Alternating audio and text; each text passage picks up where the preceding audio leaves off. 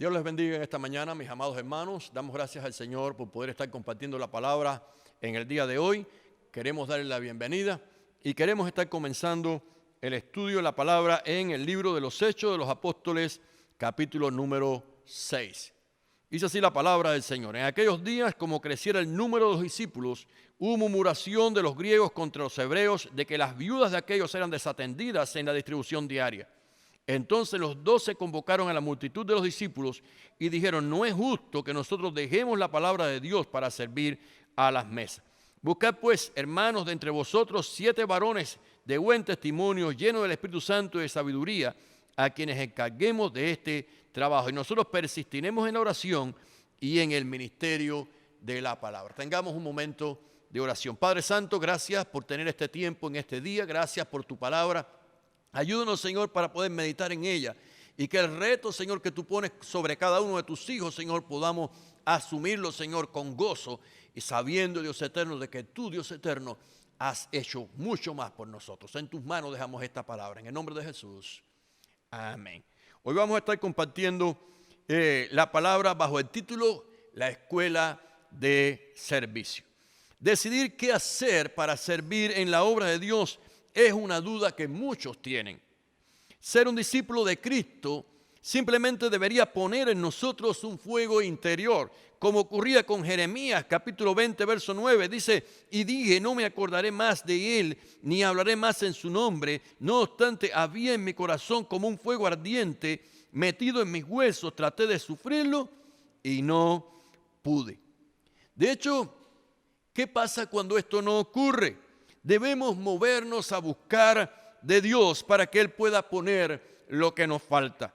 Somos movidos cuando en nosotros está y abunda la presencia del Señor. Dice 2 de Pedro 1:8: porque si estas cosas están en vosotros y abundan, no os dejarán estar ociosos ni sin fruto en cuanto al conocimiento de nuestro Señor Jesucristo. No nos dejará estar ocioso. Un proverbio popular dice: el que sirve, sirve, y el que no sirve, no sirve.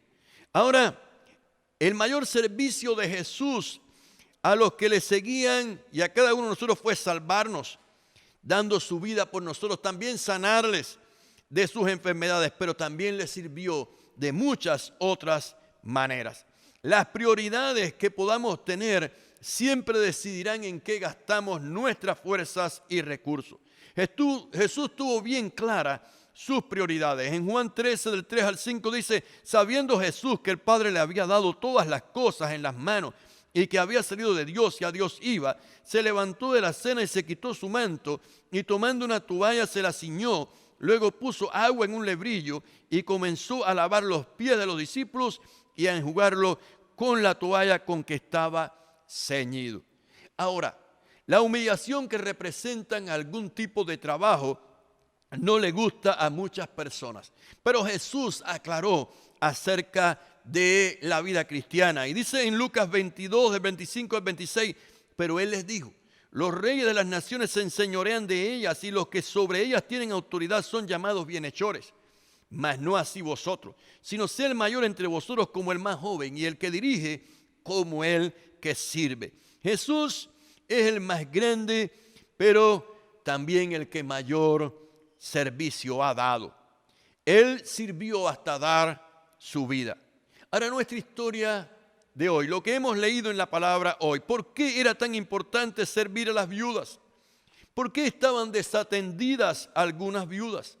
Servir a Dios es hacer lo que Dios pide que nosotros hagamos y no lo que nos gustaría hacer. Se necesitaban servidores.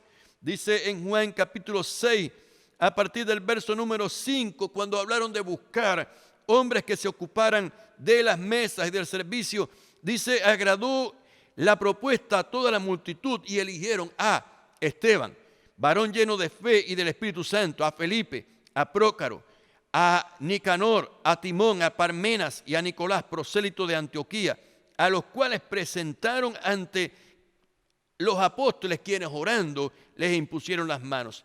Y dice el versículo 7: y crecía la palabra del Señor y el número de los discípulos se multiplicaba grandemente en Jerusalén. También muchos de los sacerdotes obedecían a la fe. Es bien importante que podamos valorar lo que significa el servicio. La obra se hubiera dañado si no hacían algo. Ahora con los hermanos escogidos la obra creció grandemente. Los diáconos eran servidores en asuntos cotidianos, pero eran tenidos en gran estima. Dice Primera de Timoteo 3:13, porque los que ejerzan bien el diaconado ganan para sí un grado honroso y mucha confianza en la fe que es en Cristo Jesús. ¿Por qué Dios destaca luego a Esteban, un diácono, y no a un maestro o predicador? Dice que Esteban era un varón lleno de fe y del Espíritu Santo y fue escogido como servidor, como diácono. Luego, Esteban también predica el Evangelio. Dice Hechos capítulo 6, el versículo número 8, y Esteban, lleno de gracia y de poder, hacía grandes prodigios y señales entre el pueblo. Entonces se levantaron uno de las sinagogas llamados los Libertos y los de Cirene, de Alejandría, de Cilicia y de Asia, disputando con Esteban, pero no podían resistir a la sabiduría y al espíritu con que hablaban. De hecho, qué precioso es el Señor cuando Él escoge a través del servicio. Nos preguntamos, ¿por qué Dios pone en la escuela del servicio a los que quiere usar en cosas mayores? En Lucas 16:10 dice, el que es fiel en lo muy poco, también en lo más es fiel. Y en lo que en muy poco es injusto, también en lo más es injusto. Tenemos que cuando alguien sirve al Señor en cosas pequeñas, Dios le pone en cosas grandes. Tenemos ejemplos muy valiosos, como el ejemplo de Josué. Josué fue un servidor de Moisés. Dice la palabra en Éxodo 33:11, y hablaba Jehová a Moisés cara a cara, como habla cualquiera a sus compañeros. Y él volvía al campamento, pero el joven Josué, hijo de Nun, su servidor, nunca se apartaba del medio del tabernáculo. ¿Sabe usted? Josué fue preparado para guiar el pueblo de Israel en medio del servicio. Fue haciendo que él aprendió y como Dios le capacitó. Otro servidor que fue levantado fue Eliseo. Eliseo era un servidor de Elías. Segunda de Reyes 2 del 9 al 10 dice, cuando habían pasado, Elías dijo a Eliseo, pide lo que quieres que haga por ti antes que yo sea quitado de ti. Y dijo Eliseo, te ruego que una doble porción de tu espíritu sea sobre mí. Él le dijo, cosa difícil has pedido. Si me vieres cuando fuere quitado de ti, te será hecho así, mas si no, no. Esta fue la escuela por la que atravesó Eliseo. Si él permanecía hasta el final, sería premiado. Y tú y yo debemos saber que no es de los que comienzan con mucho ánimo los que serán bendecidos y premiados, sino los que puedan llegar hasta el final. Juan el Bautista fue el promotor del ministerio de Cristo. Él llegó a decir en Juan 3:30, es necesario que él crezca, pero que yo mengue. Jesús dijo de Juan el Bautista en Lucas 7:28, os digo que entre los nacidos de mujer no hay mayor profeta que Juan el Bautista. Juan hizo un trabajo de precursor porque sirvió preparando el camino al ministerio de Jesús. La escuela de servicio ha sido usada por Dios y sigue siendo usada en estos tiempos. Él está llamando a cada cristiano, a cada hijo suyo a servir, no en lo que nos gusta, sino en lo que Dios espera de nosotros. Servir es el llamado de cada cristiano. No debemos estar buscando hacer aquello que quizás parece más fácil o aquello que pudiera resultarme de más estima, sino que espera Dios de ti y de mí. La escuela del servicio, concluimos diciendo, es el camino al ministerio cristiano. Y si te sirve, quiero que grabes también ese proverbio, que entendemos que es de mucho valor.